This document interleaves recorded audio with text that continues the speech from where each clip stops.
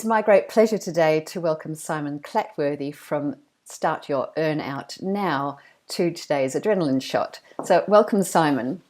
Thank you. I'm going to do a small introduction so that people know who we're speaking to today, and then I'm really looking forward to talking to you about how businesses can start their earn out at the right time.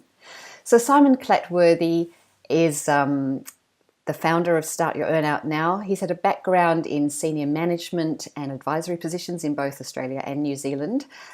Simon, you've got a master, an MBA, you've got a Bachelor of Commerce, you're also a qualified chartered accountant, I believe. That's correct. I also understand that you enjoy running for life.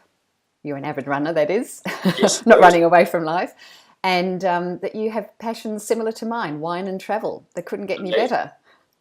Now, Simon's work passion, if you like, not your lifetime passion, is assisting family businesses and private companies to live up to their full potential, and particularly ensuring that they can start their earnouts at the right time so that they can maximise value at the time of sale.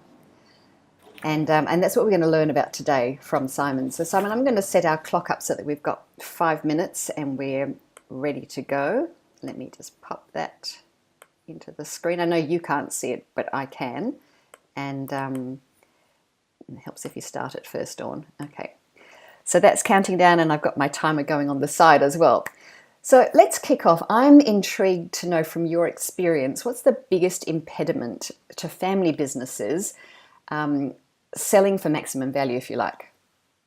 Traditionally, it's the business owner themselves. They, to a large extent, are the business, and without them being involved in the business, the value of the business is materially diminished if they're not in it. And, our process and the process I went through is to ensure that when the business owner wants to leave the business doesn't go in too. So it's ensuring that there is a business beyond the owner and their family, such that there is a viable business that a potential purchaser would be interested in buying that business. And why do you think it is that owners of small businesses like that don't think about that sellout at the end, if you like? What prevents them from thinking that way? I think to a level, it's a level of myopia. When you're actually entrenched in a family-owned business, small business, you get so involved in doing the day-to-day and you're so ingrained in the business, you don't take that step back enough to think about working on the business, or even more so important, if you're thinking of exiting, what's beyond the business, and stepping outside the business and saying, is this actually a business that can run beyond me and without my significant involvement? So I think it's sort of that blinkered myopic view that prevents them. Yeah, I was chatting to you, briefly before the interview about some work that I'd done with master butchers here in WA, and that was one of the problems that I encountered was butchers go into a family business because they're a butcher, but they just do butchery and they don't think about the fact that they've got an asset. So at the end of it, it's very sad to see that so many of them think, well, I'm too old now, I guess I'll just shut the shop. Well, yeah, and that particularly happens not only in those sort of industries, particularly in service industries, whether it be small legal firms or accountancy firms or financial planning businesses, architects in particular. They sort of run their own business and then they take a step back and go, well, I've got no one here who can pick up the reins and run it for me, so I'll just wind it down and close it down, which, it breaks my heart when someone spends so much time and effort building a good brand and a business and they leave this inherent value just sitting on the table, where if they'd thought about it 4, 5, 6 years prior, they could have brought new management in or some of their existing management and actually transferred ownership over a progressive period of time so they could have actually extracted value. I spent a lot of time talking to doctors about it as well, particularly specialists, because they tend to retire and just they don't see their client base as an asset or their reputation, which can sort of transcend them if they do it well. And so I'm guessing that they are some of the pitfalls that, business owners make. I wouldn't have even thought about specialists in the medical sense, but you're right. They have a set of clients, but it's all about them, isn't it? So what are some of the other pitfalls that small businesses go through when they're trying to get their business ready for sale? I think for a lot of them, it's the key relationships they have within their head, or very often I use the hand mentality, where the reality is they're not documented contracts for on the supply side or on the customer side. such that if and when they do decide to sell their business, they do actually have a sale of a business. We looked at selling a business which was an import distributor.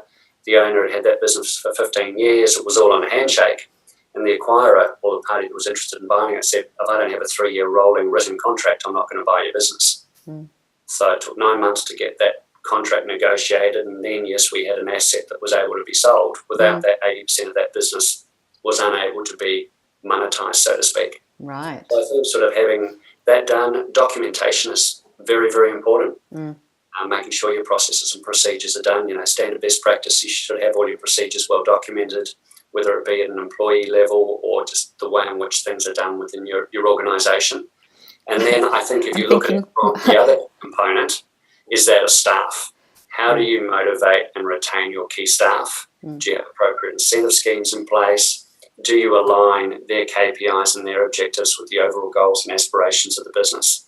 Very often that doesn't happen. So, it's not rocket science what we talk about. It's just bringing in best practice and making sure that you've got a business that is highly sustainable and able to operate without you, the business owner, and importantly, that you've got best practice put in place. And obviously, profitability is a key driver in there as well, but the other is obviously risk mitigation. Where are your risks, and ensuring that your risks are as low as possible, or if you can't mitigate the risk, at least knowing that if that risk comes to fruition, you have a set of actions you will take to reduce that risk and the impact of that taking place. And that's your 5 minutes.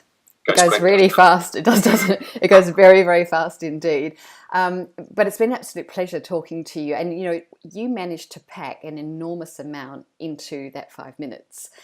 And, obviously what runs through my head as a small business owner as well is we just don't find time sometimes for getting the procedures written, doing all those sorts of things. So it's one of the things that a colleague and I have been really concentrating on this year is, we know that we have to do that because without that, no one can step into this business. You can't even bring in an employee who knows what to do because the rest of it's in my head as it is in hers. So some very enlightening points there today, Simon. I thank you a great deal for joining me for the Adrenalin Shot today. And I look forward to maybe interviewing again because I'm sure you've got many more things that you can tell us about. Would welcome the opportunity, John. Thanks, Simon. Thanks.